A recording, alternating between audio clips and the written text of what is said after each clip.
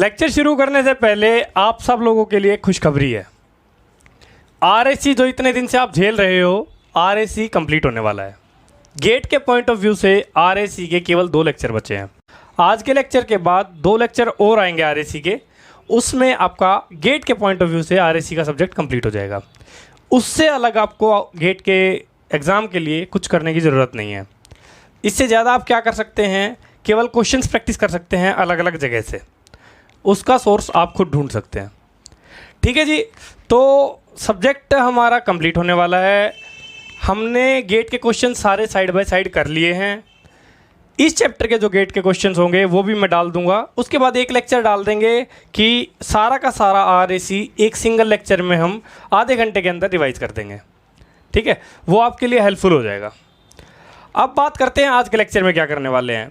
तो आप सब लोगों को पता होगा साइक्रोमेट्रिक कुछ टर्म्स होती हैं।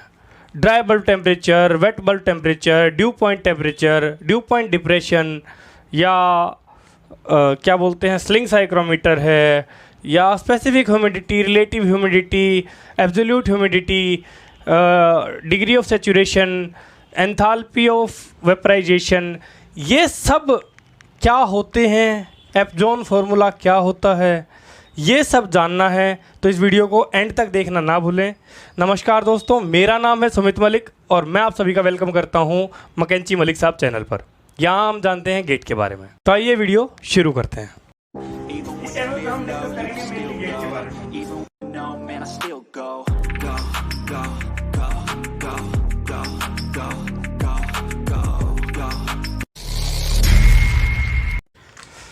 तो दोस्तों सबसे पहले बात करते हैं हमारी फर्स्ट साइक्रोमेट्रिक टर्म की। पहली साइक्रोमेट्रिक टर्म जिसका हम कह सकते हैं डीबीटी। डीबीटी क्या है? Dry bulb temperature. ठीक है, DBT dry bulb temperature. Dry bulb temperature क्या होता है? ड्राई बल्ब टेम्परेचर ये क्या होता है?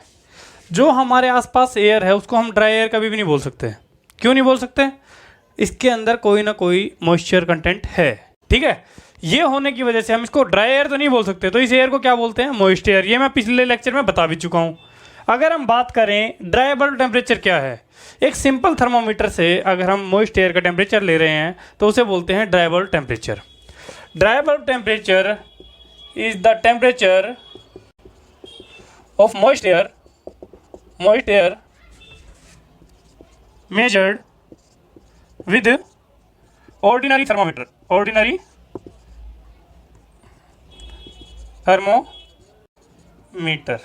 ठीक है, ऑर्डिनरी थर्मोमीटर से जो हम टेम्परेचर मेजर करते हैं उसको क्या बोलते हैं? Dry bulb temperature. टी से इसको डिनोट करते हैं, स्मॉल टी से। ठीक है, मैं यहाँ पे लिख देता हूँ स्मॉल टी। ठीक है, या इसको रेड पेन से लिख लेते हैं तो थोड़ा हाईलाइट आ जाएगी। ये है हमारा ड्राई बल्ब टेम्परेचर। ठीक है, रेड मार्कर की वैसे ही जान निकली हुई है। चलो अब बात करते हैं दूसरी टर्म। दूसरी टर्म जो होती है हमारी वो क्या है? WBT। WBT क्या होता है? इसको बोलते हैं wait bulb temperature. Dry bulb temperature था वो, ये वेट बल्ब टेम्परेचर है। ठीक है, wet bulb temperature. Wet bulb temperature क्या होता है?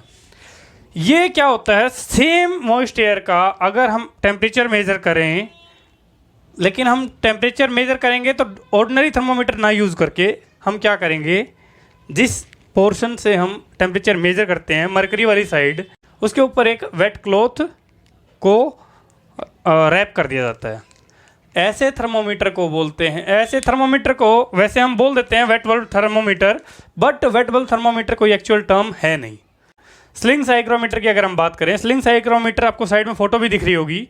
इस साइक्रोमीटर में अगर आप ध्यान से देखो तो आपको एक ऑर्डिनरी थर्मोमीटर दिख रहा होगा और एक साइड में दिख रहा होगा जो वेट बल्ब थर्मोमीटर बोल रहे हैं, जिसको हम वेट बल्ब थर्मोमीटर एक्चुअल में कोई टर्म नहीं है, ध्यान रखना। वेट बल्ब थर्मोमीटर क्या है? एक नॉर्मल ड्राई बल्ब थर्मोमीटर या फ्रीक्वेंसी और एक नॉर्मल ऑर्डिनरी थर्मोमीटर है, उसके ऊपर हमने एक वेट क्लॉथ को रैप कर दिया है। ठीक है, स्लिंग साइक्रोमीटर किस लिए यूज़ किया जाता है? डीबीटी और डब्ल्यूबीटी दोनों को मेजर करने के लिए यूज़ किया जाता है। डीबीटी और डब्ल्यूबीटी दोनों को मेजर करने के लिए यूज करते हैं। वेट बल्ब टेम्परेचर, तो हम वेट बल्ब टेम्परेचर की डेफिनेशन लिखते हैं। Wait bulb temperature is the temperature of moist air measured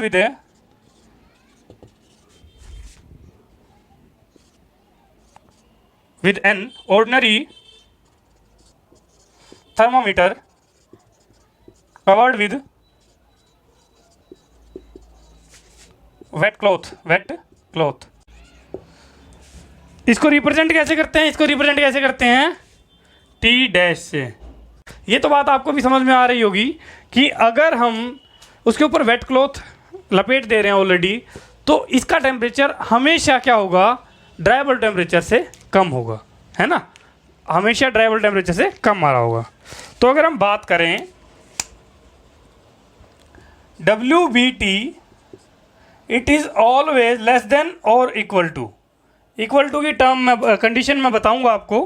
पहले हम बात करते हैं कि ज़्यादातर बार ये WBT जो है ये ड्राई बल्ब टेम्परेचर से हमेशा कम ही होगा, ग्रेटर तो हो ही नहीं सकता। एक कंडीशन ऐसी भी होती है जिस कंडीशन में ये इसके बराबर हो जाता है। वो कंडीशन कौन सी है वो जानेंगे। इट मीन्स क्या हुआ यहाँ पे? अगर हम बात करें तो T dash it is less than T, ठीक है? ये हमारा हो गया WBT। थर्ड अगर हम टर्म की बात करें, थर्ड टर्म होती है wet bulb depression, WBD, wait bulb depression. जैसे कि नाम से समझ में आ रहा है डिप्रेशन है, वेट बल्ब को डिप्रेशन थोड़ी हो रखा है। ऐसा है कि ड्राई बल्ब और वेट बल्ब दोनों टेम्परेचर का जो डिफरेंस है ना, उस टर्म को क्या डिफाइन किया गया है? वेट बल्ब डिप्रेशन, ठीक है? तो अगर हम इसको लिखना चाहें तो वो कैसे लिखेंगे? Wet bulb depression can be defined as difference of DBT and WBT। तो यहाँ पे लिखना चाहें तो कैसे लिखेंगे? Wet bulb depression it will be equal to DBT minus WBT, ठीक है जी? आई होप ये क्लियर होगा। और मैंने एक चीज़ अभी बताई है आपको कि WBT जो है हमेशा ड्राई बल्ब टेम्परेचर से हमेशा कम ही होगा या उसके इक्वल हो सकता है। अगर कम होगा तो ये क्या होगा? ये वैल्यू क्या होगी? Greater than 0। कम होगा तो क्या होगा? ये वैल्यू होगी ग्रेटर देन 0। और अगर बाय द वे ये होगा, दोनों के दोनों इक्वल हुए, तो उस केस में क्या हो जाएगा? Equal to 0। तो it can be greater than 0 or equal to 0. It can never be less than 1, never less than 0, then 0, या फिर यू कैन से नेगेटिव नहीं हो सकती कभी भी ये वैल्यू। वेट बल्ब डिप्रेशन या तो पॉजिटिव रहेगा, हमेशा पॉजिटिव ही रहेगा या 0 रहेगा, ठीक है? वेट बल्ब डिप्रेशन हमेशा या तो पॉजिटिव रहेगा या 0 रहेगा, ठीक है जी? ये तीनों टर्म मेरे हिसाब से क्लियर होंगी। ड्राई बल्ब टेम्परेचर क्या है? नॉर्मल ऑर्डिनरी थर्मोमीटर से हम मॉइस्ट एयर का जो टेम्परेचर मापते हैं उसे बोलते हैं dry bulb temperature. Wet bulb temperature क्या हुआ? वेट बल्ब टेम्परेचर उसी ऑर्डिनरी थर्मोमीटर के ऊपर अगर वेट क्लॉथ आप लपेट के उसके बाद उसको मेज़र करोगे तो क्या होगा? वो वेट बल्ब टेम्परेचर, ठीक है? और लास्ट है ये जो थर्ड हमने बात करी वो है वेट बल्ब डिप्रेशन। तो ये भी मैंने बता दिया दोनों का डिफरेंस है। तो तीनों टर्म क्लियर होगी। नेक्स्ट टर्म की बात करते हैं। नेक्स्ट टर्म जो है हमारी फोर्थ टर्म आ जाएगी due point temperature. Term number 4 आ जाएगी ड्यू पॉइंट टेम्परेचर, ठीक है? नेक्स्ट टर्म क्या है? Dew point temperature, DPT। इसको रिप्रेजेंट कैसे करते हैं? इसको रिप्रेजेंट करते हैं TDP,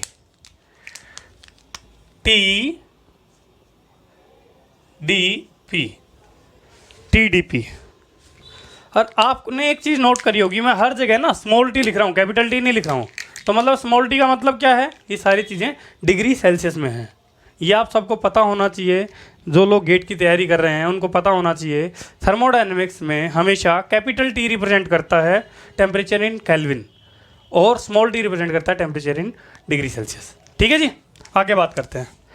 ड्यू पॉइंट टेम्परेचर क्या होता है, नाम से समझ में आ रहा है क्या? ड्यू पॉइंट टेम्परेचर, वो टेम्परेचर जिस पे ड्यू बननी शुरू हो जाए, ड्यू पॉइंट टेम्परेचर। तो नाम से ही समझ में आ रहा है क्या है, वो टेम्परेचर जिस पे ड्यू बननी शुरू हो जाए, है ना। अगर इसकी डेफिनेशन लिखेंगे तो क्या लिखेंगे, उसको क्या बोलेंगे कि dew point temperature is that temperature at which condensation of moist air starts, you can say condensation of moist air starts. ठीक है, या इसको क्या लिख सकते हैं, dew point temperature is the saturation temperature at which condensation starts, या water particle in the air start condensing. ठीक है, इसको लिख लेते हैं, dew point temperature is the saturation temperature corresponding to the saturation to the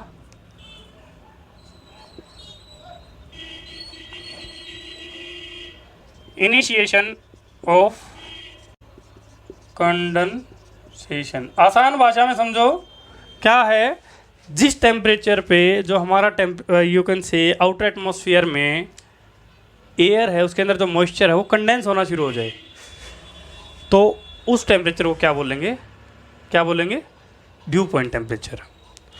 मैंने एक video बनाई थी कुछ टाइम पहले, आपको साइड में वीडियो दिख रही होगी वो। उस वीडियो में मैंने क्या पूछा था आपसे कि एक बोतल है जो हमने नॉर्मली ठंडे पानी की, एक नॉर्मल पानी की बोतल ली है, दूसरी हमने एक ठंडे पानी की बोतल ली है जो फ्रीज़र में से निकाली है। ठीक है, हम देखते हैं कि जो फ्रीज़र से निकाली हुई बोतल है उसके बाहर पानी आ जाता है बहुत सारा। तो मैंने आपसे पूछा था पानी वो कौन सा पानी है, कि क्या ऐसा तो है नहीं कि भाई पानी प्लास्टिक की बोतल है, ऐसा तो है नहीं वो सील्ड बोतल है उसके अंदर से बाहर आ गया हो, ऐसा नहीं होता। वो पानी कौन सा होता है, जो हमारे आउटर एटमॉस्फेयर में जो एयर है उसके अंदर वाटर हमेशा मौजूद होता है, इसीलिए उसको ड्राई एयर ना बोल के मॉइस्ट एयर बोलते हैं। जब वो वाटर जो हमारी मॉइस्ट एयर में मौजूद है वो जब पानी, ठंडे पानी की बोतल के सरफेस के कांटेक्ट में आएगा तो क्या होगा, उस एयर का टेम्परेचर कम होगा। कितना कम होगा, वो ड्यू पॉइंट टेम्परेचर पे पहुंच जाएगा। ठीक है जी, ड्यू पॉइंट टेम्परेचर पे पहुंचने से क्या होगा, वो जो वाटर पार्टिकल हैं एयर के अंदर वो वहाँ पे कंडेंस होना शुरू कर देंगे। तो हम ये कह सकते हैं ड्यू पॉइंट टेम्परेचर कौन सा टेम्परेचर होता है, dew point temperature is the saturation temperature corresponding to initiation of condensation. ठीक है, सर्दियों में हमारी गाड़ी के अंदर क्या होता है, टेम्परेचर ज़्यादा होता है, बाहर जो है टेम्परेचर कम है।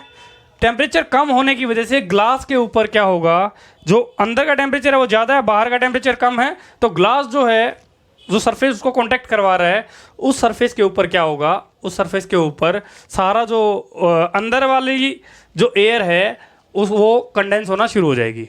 और कंडेंस होगी तो क्या होगा, अंदर हमारे शीशों के ऊपर पानी जमा हो जाता है, यू कैन से फॉग जमा हो जाती है। ये भी रीज़न किस चीज़ का है, टेम्परेचर डिफरेंस का। और ड्यू पॉइंट टेम्परेचर कंसेप्ट आप पढ़ोगे तो समझ में आ जाएगा वो क्यों वहाँ पे कंडेंस होता है। Dew point temperature is the saturation temperature corresponding to the initiation of condensation. और हम कह सकते हैं at which water particle starts to condense. ये वो टेम्परेचर है जिस पे जो वाटर पार्टिकल हमारी एयर के अंदर प्रेजेंट हैं वो कंडेंस होना शुरू कर देंगे।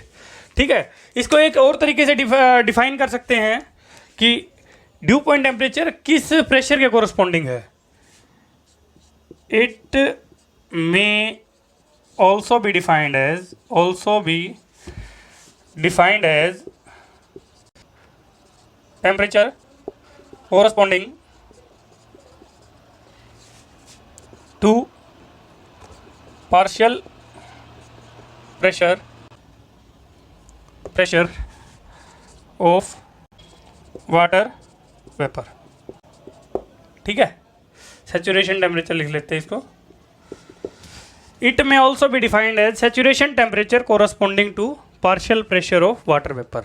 वाटर वेपर का जो यू कैन सी, अगर हम बात करें पीवी जो प्रेशर हम लिखते हैं, इसके कोरस्पॉन्डिंग जो टेम्परेचर रहेगा वो हो जाएगा PTDP। ठीक है, ये अभी डिस्कस करेंगे हमारा पीवी कौन सा है, या सिंपल पी लिखेंगे या पी डैश लिखेंगे, वो कौन कौन से टेम्परेचर हैं या कौन कौन से प्रेशर हैं। ठीक है, कौन कौन से प्रेशर हैं ये डिस्कस करेंगे अभी।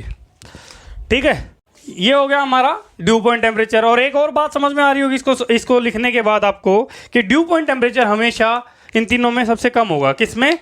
Dry bulb temperature, wet bulb temperature, dew point temperature. तो अगर बात करें dew point temperature, it is always less than और equal to wet bulb temperature, ये लेस देन और equal to dry bulb temperature. तो सबसे ज़्यादा कौन सा होगा? ड्राई बल्ब टेम्परेचर, सबसे कम होगा ड्यू पॉइंट टेम्परेचर। एक कंडीशन है जब वहाँ पे इक्वल हो जाएगा, वो कौन सी कंडीशन है वो भी जानेंगे, उसके बारे में हम बात करेंगे अभी। तो ये हो गया है, इसको नोट कर लीजिए, आगे बढ़ते हैं। नेक्स्ट टर्म की बात करें तो वो है ड्यू पॉइंट डिप्रेशन। डायरेक्टली समझ में आ रहा है कि वेट बल्ब डिप्रेशन क्या था? Dry bulb temperature minus weight bulb temperature. ऐसे ही ड्यू पॉइंट डिप्रेशन क्या हो गया? ड्यू पॉइंट डिप्रेशन, ये क्या हो जाएगा? Dry bulb temperature minus due point temperature.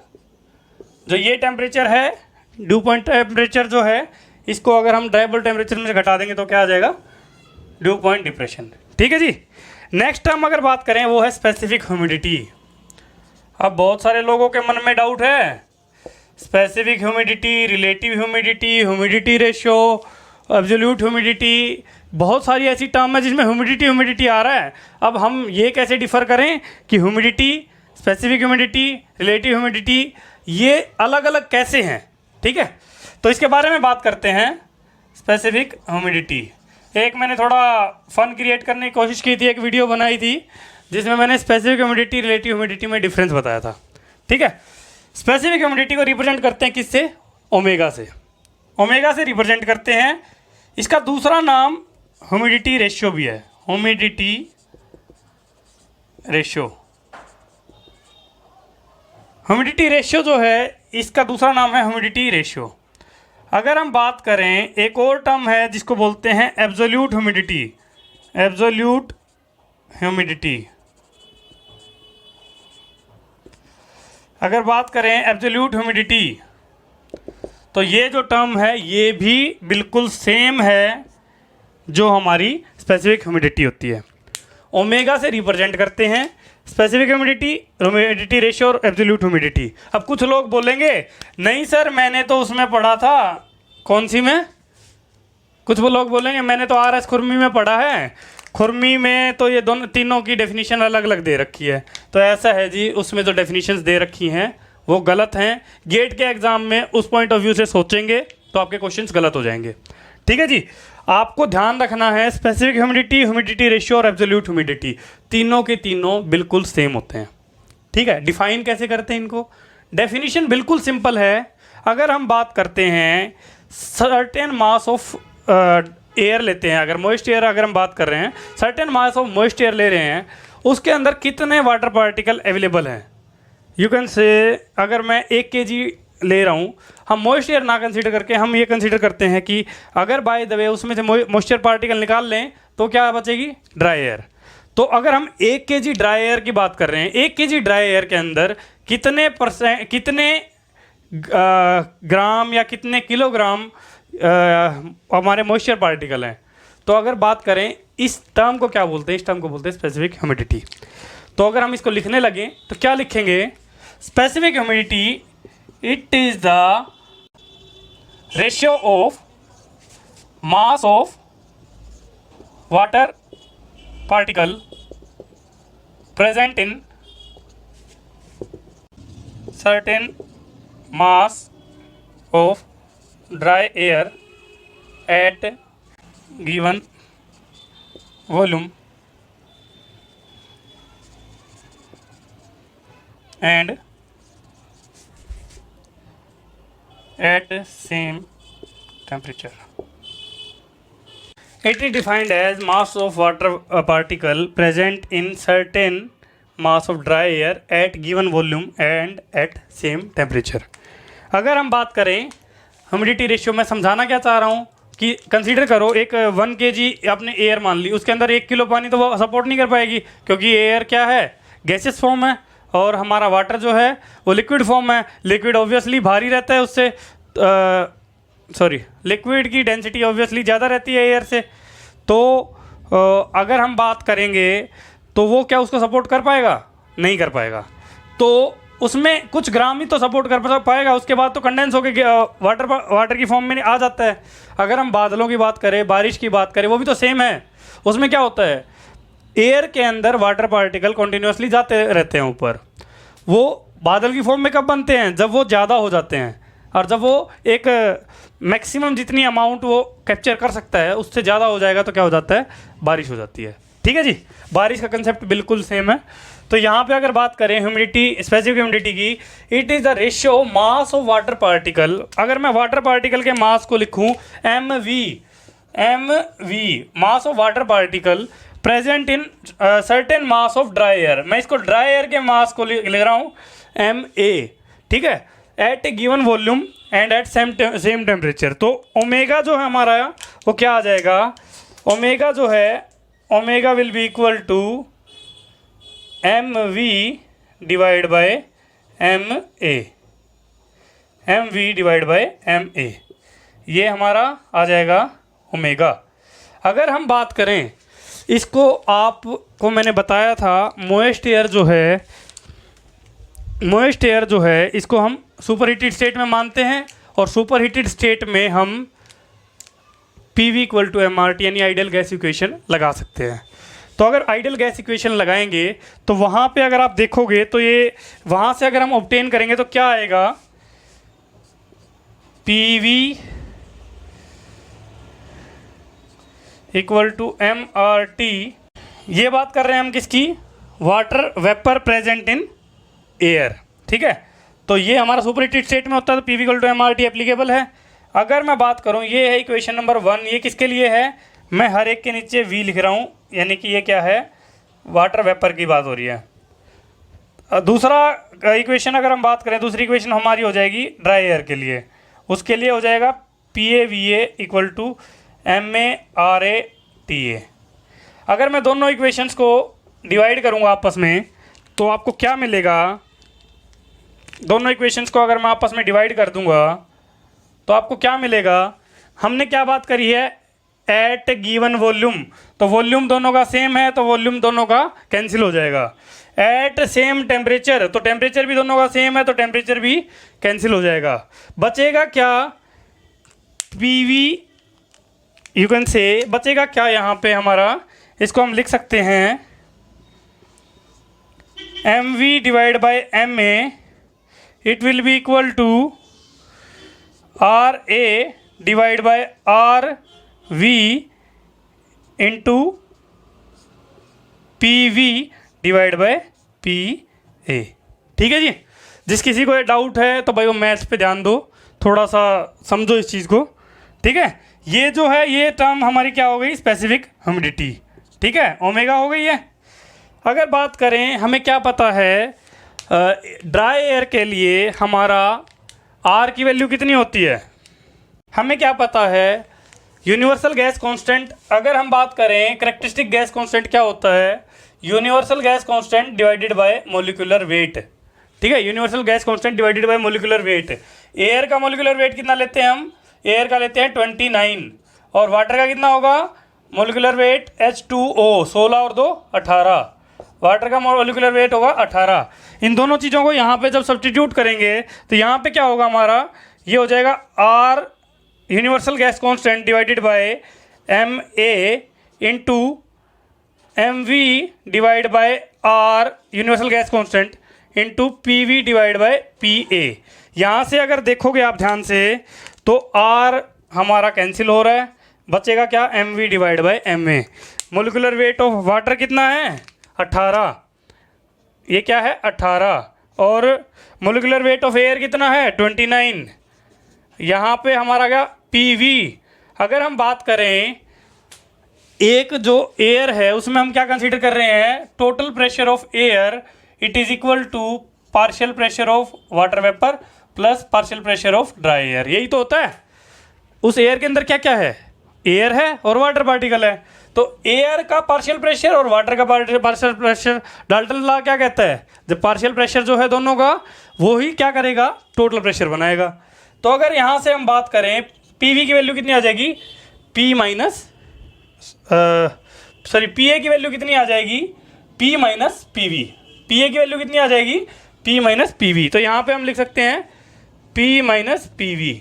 अगर इसको आप डिवाइड करोगे तो आपको आएगा 0.622। ठीक है। तो हमारा यहाँ से हमारा क्या आ गया, स्पेसिफिक ह्यूमिडिटी की अगर वैल्यू बात करें तो यहाँ पे हम ओमेगा की अगर वैल्यू लिखने लगें तो ओमेगा हमारा क्या आ जाएगा 0.622 PV divide by P minus PV। ठीक है जी। जिस किसी को ये डाउट है एक बार देख लेना।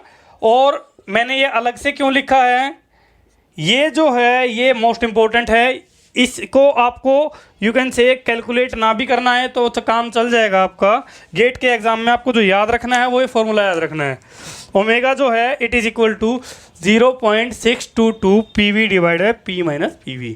बहुत इंपॉर्टेंट है। यहाँ पे ये जो P है ये क्या है, टोटल प्रेशर ऑफ एयर। ठीक है, टोटल प्रेशर ऑफ एयर, ये है टोटल प्रेशर। टोटल प्रेशर ये हमारा partial pressure of water vapour, PA क्या है, pressure partial pressure of dry air.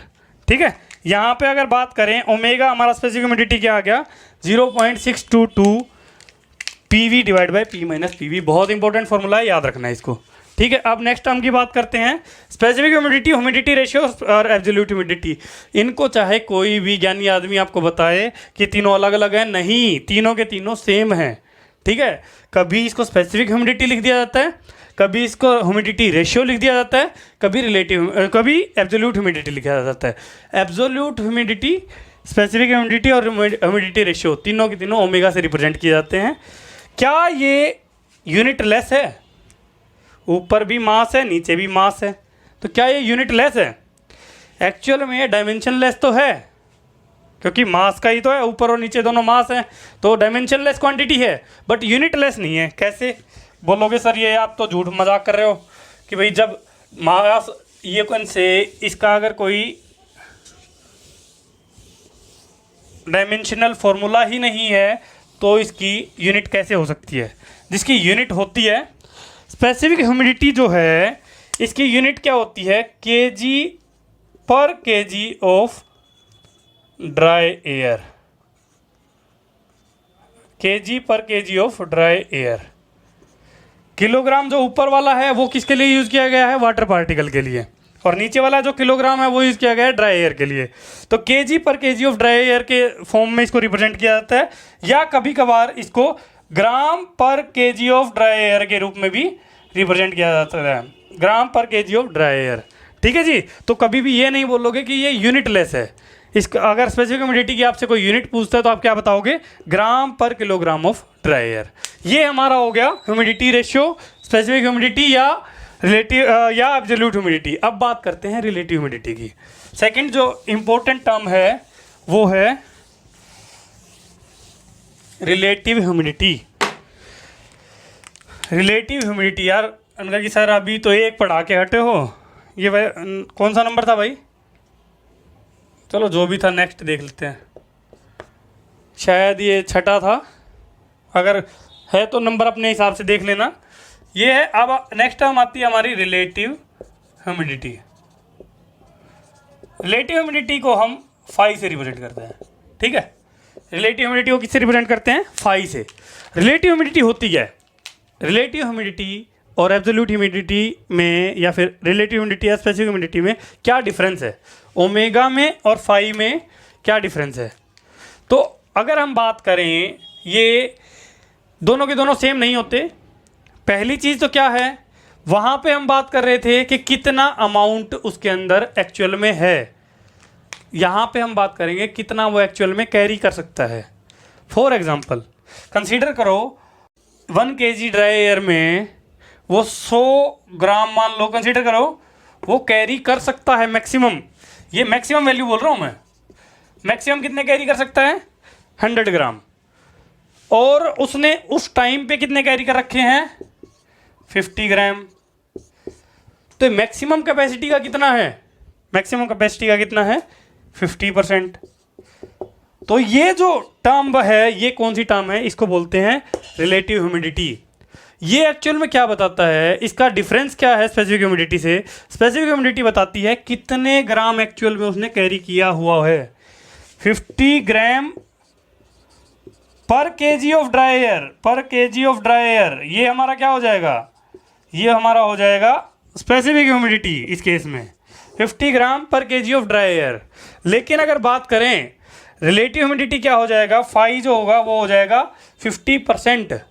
ये क्या है, mass of water vapour present in dry air to the mass of water vapour present in saturated air. Saturated air कौन सी एयर होती है, सैचुरेटेड एयर वो एयर होती है जिसके अंदर हमारा मैक्सिमम कैपेसिटी की वाटर वेपर प्रेजेंट हो। ठीक है, तो यहाँ पे इसको लिख लेते हैं एक बार। तो अगर हम बात करें रिलेटिव ह्यूमिडिटी की डेफिनेशन अगर हम लिखेंगे, ये क्या हो जाएगा, it can be defined as, can be defined as mass of water vapour present in dry air, dry air की बजाय इसको सिंपल आप अनसैचुरेटेड एयर लिख लो। ये mass of water vapour present in moist air to the mass of water vapour present in saturated air, mass of water vapour present in saturated air. Saturated air कौन सी एयर होती है, वो एयर जिसमें उसने maximum amount of water carry कर लिया है। ठीक है, सैचुरेटेड एयर कौन सी एयर है, वो एयर है जिसमें मैक्सिमम अमाउंट ऑफ वाटर उसने कैरी कर लिया। उससे ज़्यादा अगर वो कैरी करेगा तो कंडेंस होकर सारा का सारा पानी यूगन से नीचे आ जाएगा, बारिश हो जाएगी। ठीक है, सैचुरेटेड एयर कौन सी होएगी, that air in which water is present at its maximum capacity, water vapour is present at its maximum capacity. तो यहाँ पे अगर बात करें तो हमारा फाई जो होगा it will be equal to M V divide by M V S. अब बोलोगे एम वी एस क्या आ गया सर, तो एम वी एस क्या है, mass of vapour water vapour present in saturated air, mass of water vapour present in saturated air. अगर हम P V equal to M R T लगाएंगे तो उस केस में क्या हो जाएगा, same P V M V equal to sorry P V V V equal to M V R V T V divided by P V S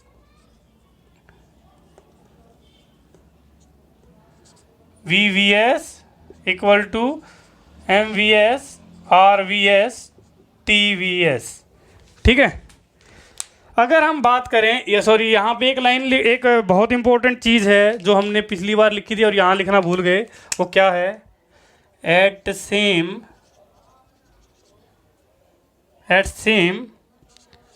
volume and at same temperature, at same volume and same temperature. अगर same volume same temperature है तो volume सबसे पहले cancel हो गया, temperature उसके बाद cancel हो गया।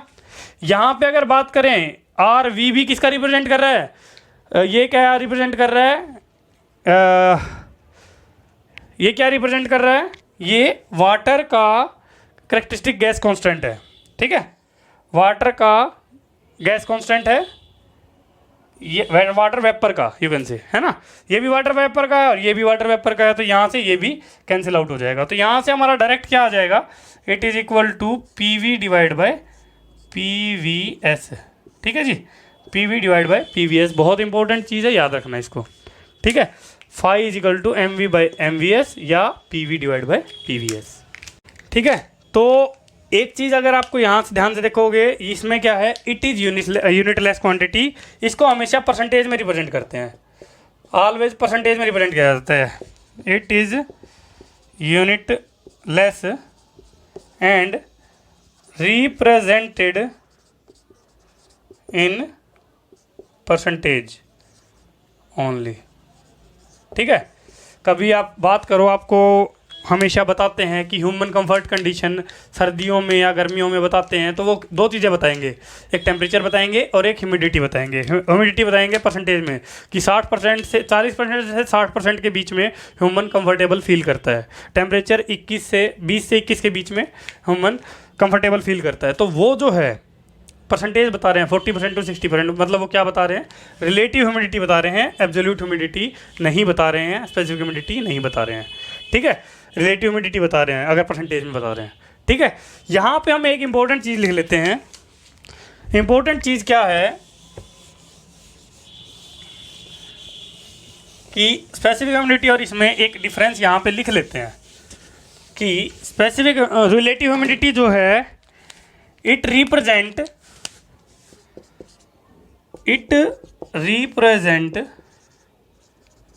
The capacity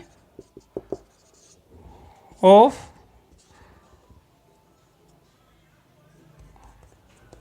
air to held water particle.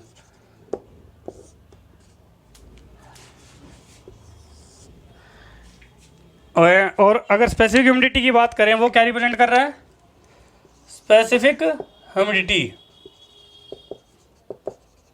Omega. Omega क्या रिप्रेजेंट कर रहा है, ये रिप्रेजेंट कर रहा है, it represents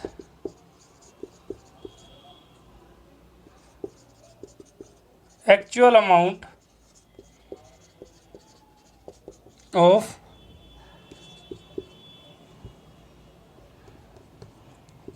water vapour in dry air. तो यहाँ पे डिफरेंस क्या है, ये बता रहा है एक्चुअल अमाउंट, यानी कि कितना बता रहा है, ये बता रहा है 10 ग्राम है, 20 ग्राम है, 40 ग्राम है। ये क्या बता रहा है, ये बता रहा है कैपेसिटी। मतलब कैपेसिटी क्या हुआ, अगर रिलेटिव ह्यूमिडिटी 40% है, इट मीन्स 60% उसके अंदर और भी अभी ऐड किया जा सकता है पानी। ठीक है, जो उसकी मैक्सिमम कैपेसिटी है उसके अकॉर्डिंग ये बता रहा है कि अगर मान लो 30% रिलेटिव ह्यूमिडिटी है, मतलब उसको अगर कंडेंस करवाना है हमें, तो वो क्या करना पड़ेगा, उसके अंदर हमें 70% और वाटर ऐड करना पड़ेगा जितना उसके अंदर है उसके। फॉर एग्जांपल 30 ग्राम उसके अंदर है और मैक्सिमम कैपेसिटी कितनी है, 100 है, तो 70 ग्राम आपको और ऐड करना पड़ेगा। ये क्या बता रहा है, एक्चुअल अमाउंट बता रहा है। मान लो 45 ग्राम पर केजी ऑफ ड्राई एयर बता रहा है, तो वो क्या हो गया, 5 ग्राम मतलब क्या हो गया, स्पेसिफिक ह्यूमिडिटी होगी। ठीक है, वो बता रहा है कि 45 ग्राम उसमें वाटर पार्टिकल अवेलेबल है। तो आपको आई होप डिफरेंस क्लियर होगा बहुत आराम से। तो ये हमारा हो गया रिलेटिव ह्यूमिडिटी और स्पेसिफिक ह्यूमिडिटी में डिफरेंस। तो ये सारी हमारी टर्म्स हो गई हैं। कुछ इंपॉर्टेंट चीज़ें लिख लेते हैं इसके बारे में, एक दो टर्म्स और हैं, उससे पहले थोड़ा इंपॉर्टेंट चीज़ें लिख लेते हैं इसके बारे में। नोट की फॉर्म में लिख लेते हैं, या दो एक टर्म बची हैं उनको लिखवा के उसके बाद लिख लेते हैं। नेक्स्ट जो है 8th नंबर हो गई आई थिंक। नेक्स्ट है degree of saturation. Degree of saturation, degree of saturation को पहली बात तो रिप्रेजेंट कैसे करते हैं, इसको रिप्रेजेंट करते हैं म्यू से। डिग्री ऑफ सैचुरेशन इसको रिप्रेजेंट करते हैं म्यू से, और इसको एक और नाम दिया जाता है, वो क्या होता है, परसेंटेज ह्यूमिडिटी। परसेंटेज ह्यूमिडिटी, ये आपको याद रखना है थोड़ा सा। ये जो है डिफरेंस है, ये रिलेटिव ह्यूमिडिटी भी परसेंटेज में आती है, ये भी परसेंटेज में आती है, बट ये डिग्री ऑफ सैचुरेशन है। डिग्री ऑफ सैचुरेशन क्या होती है अभी बात करते हैं। अगर हम बात करें जो हमारा म्यू है, it is equal to omega divide by omega of saturated air. Specific humidity और specific humidity of saturated air, इनका रेशियो जो है वो क्या रिप्रेजेंट करेगा, वो म्यू रिप्रेजेंट करेगा, यानी कि degree of saturation. Degree of saturation की डेफिनेशन लिखना चाहो आप लिख सकते हो, it is the ratio of specific humidity of dry air to the specific humidity of saturated air. तो यहाँ से अगर हम बात करें हमें क्या पता है फॉर्मूला इसका क्या है, 0.622 PV divide by P minus PV, ये हमने अभी किया है तो याद रखना है।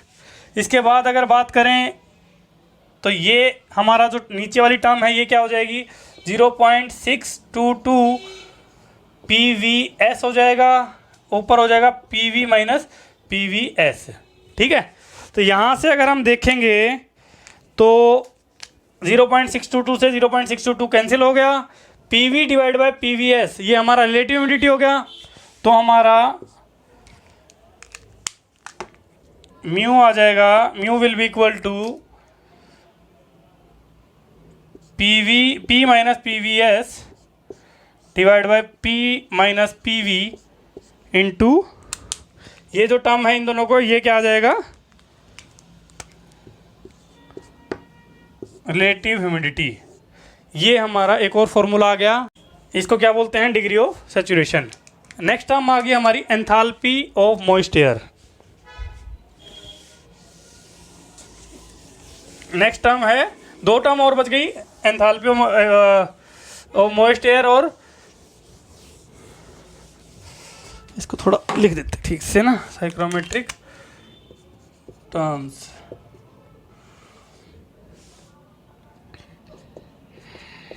नौवीं जो टर्म आ गई वो आ गई enthalpy of moist air. Enthalpy of moist air ये लिखवा क्यों रहा हूँ, इस पे गेट में डायरेक्ट क्वेश्चन आते हैं।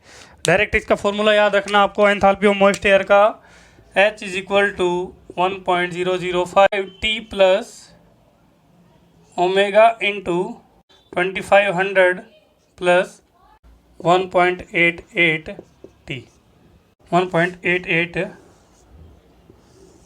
Kilo joule per kilogram. Directly आपको समझ में आ रहा है, ये जो एंथैल्पी है स्पेसिफिक एंथैल्पी है, अगर हम इसमें मास से मल्टीप्लाई कर देंगे तो हमारा एंथैल्पी की वैल्यू आ जाएगी। तो एंथैल्पी ऑफ मॉइस्ट एयर क्या होती है, 1.005 T plus omega into 2500 plus 1.88 T। यहाँ पे इस फॉर्मूले को डायरेक्ट याद रखना आपको। T जो है वो आपको समझ में आ रहा होगा, डिग्री सेल्सियस में है। ये क्या है, हमारा ड्राई बल्ब टेम्परेचर। ठीक है, यहाँ पे ये हमारा स्पेसिफिक ह्यूमिडिटी है, ये किलोग्राम पर किलोग्राम ऑफ ड्राई एयर। ये यूनिट बहुत ध्यान रखनी है, अगर यूनिट ध्यान नहीं रखोगे तो हमारा क्वेश्चन गलत हो जाएगा। ठीक है जी, ये वैल्यू आपको ध्यान रखनी है, H is equal to 1.005 T plus omega into 2500 plus 1.88 T। Last जो हमारा आ गया वो है 10th जो आ गया एप्जॉन फार्मूला। एप्जॉन फार्मूला बहुत इंपॉर्टेंट है, क्वेश्चन ये भी आ जाता है कभी कभार PSUs में कि एप्जॉन फार्मूला किसके लिए यूज़ किया जाता है। एप्जॉन फार्मूला किसके लिए यूज़ किया जाता है, एप्जॉन फार्मूला यूज़ किया जाता है PV partial pressure of water vapour निकालने के लिए यूज़ किया जाता है इसको। PV जो है ये क्या होता है, partial pressure of water vapour, partial pressure of water vapour. ये हम पहले भी टर्म यूज़ कर चुके हैं, तो ये जो है इसको निकालने के लिए यूज़ किया जाता है। तो फॉर्मूला क्या होता है, PV is equal to PV dash minus 1.8 P इंटू T minus T dash, T minus T dash divide by 2700।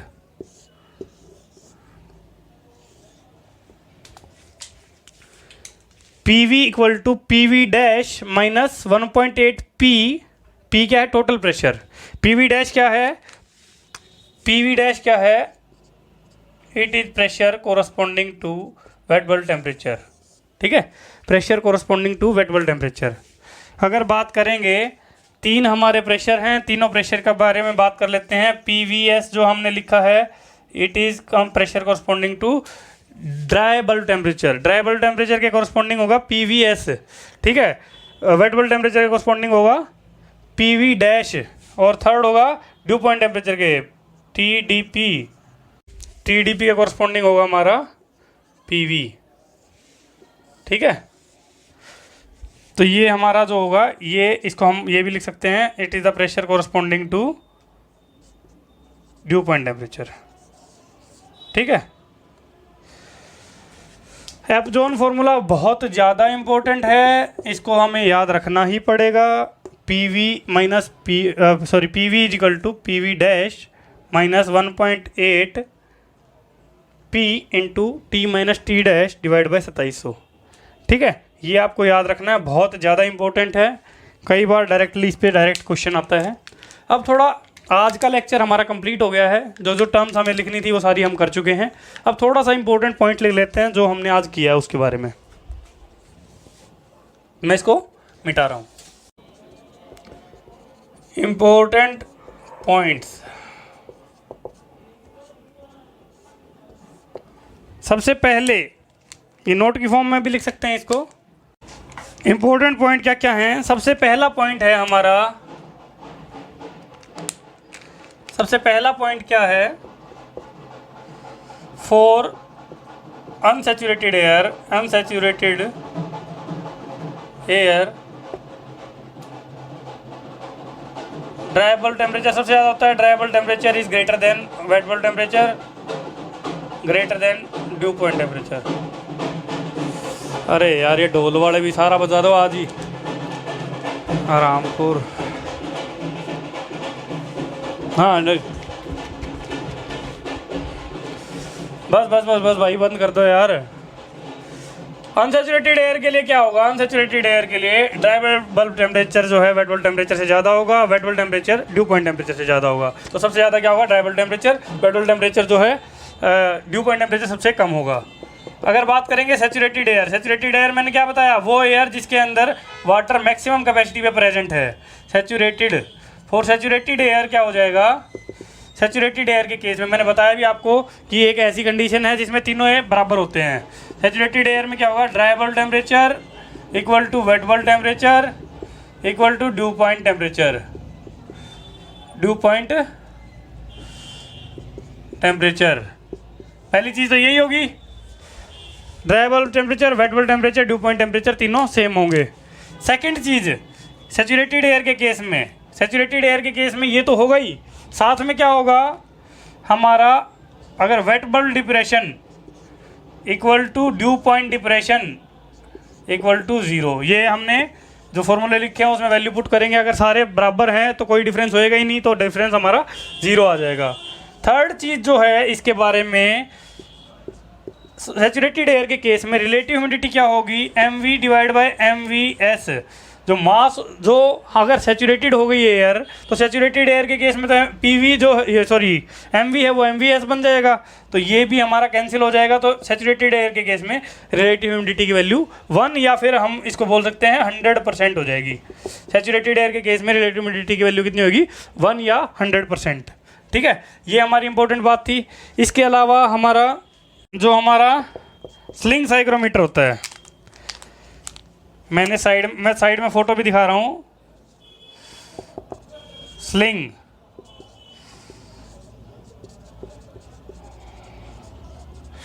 Sling psychrometer जो है ये किस लिए यूज़ किया जाता है? Sling psychrometer is used to measure both DBT and WBT। Sling psychrometer किस लिए यूज़ किया जाता है? DBT और WBT, dry bulb temperature, wet bulb temperature, दोनों को मेजर करने के लिए। ठीक है जी, ये भी हमारा हो गया।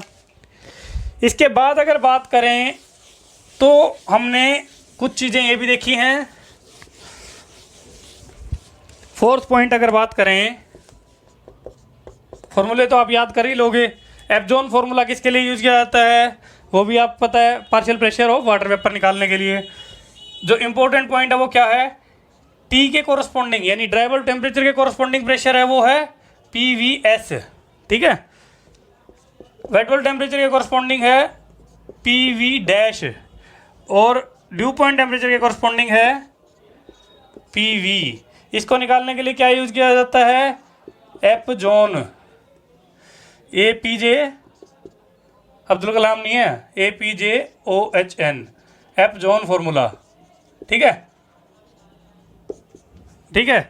अगर हम बात करें लास्ट, जो हमारी स्पेसिफिक ह्यूमिडिटी है, ये यूनिटलेस क्वांटिटी नहीं होती, इसको किलोग्राम पर किलोग्राम ऑफ ड्राई एयर से रिप्रेजेंट करते हैं, किलोग्राम पर किलोग्राम ऑफ ड्राई एयर से रिप्रेजेंट करते हैं। और हमारा जो रिलेटिव ह्यूमिडिटी है इसको हम परसेंटेज में रिप्रेजेंट करते हैं। ठीक है, ये मेनली कैपेसिटी बताता है, ये मेनली अमाउंट बताता है। लास्ट हमारा डिग्री ऑफ सैचुरेशन है, उसको भी परसेंटेज से रिप्रेजेंट करते हैं, बट ये रेशियो किस किस का है, ओमेगा और ओमेगा एस का। ठीक है, ये हो गया हमारा। I think that's all about this lecture. हाँ, एक सबसे इंपॉर्टेंट चीज़, वेरी वेरी इंपॉर्टेंट चीज़ रह गई, एक लास्ट जो है सबसे इंपॉर्टेंट चीज़ इस लेक्चर के बारे में। यूं तो जब आप क्वेश्चन करेंगे तो आपको सब कुछ दिया मिलेगा, लेकिन बहुत इंपॉर्टेंट चीज़ है, if total pressure is not given in the question and you need it, if total pressure is not given in the question and you need it, then use total pressure को 1 atmospheric pressure के बराबर मानना है, then use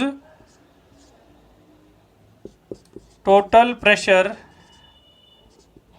equal to P equal to 1 atmospheric pressure। और 1 atmospheric किसके बराबर होता है, 1 atmospheric pressure ये किसके बराबर होता है, 1.01325 यू कैन से 1.01325 बार।